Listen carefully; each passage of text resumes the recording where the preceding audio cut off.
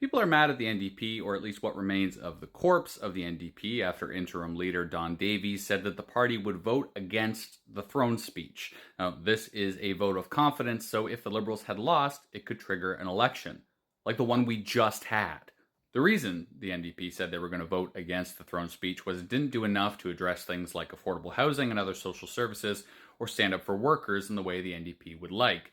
And maybe that's true in general of Carney's platform, but it's a throne speech. It's a vague overview of your priorities. I already had to listen to the king's dulcet tones for far too long, any longer, and I would have fallen asleep. So they gotta leave out some of the specifics. Now, amazingly, and in the recent trend of the NDP being completely spineless, they said nothing when it was time for the vote, and the throne speech passed without a vote, meaning it was adopted. Now, why are people mad about this?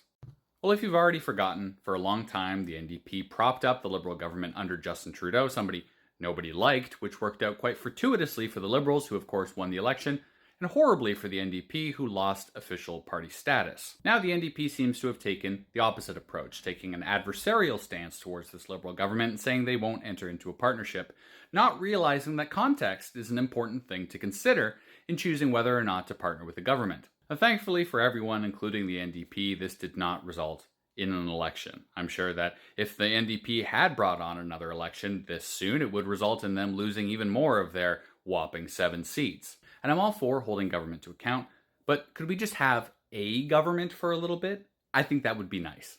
I understand the NDP is trying to turn over a new leaf and show that they are truly standing up for workers, but this isn't a particularly good start.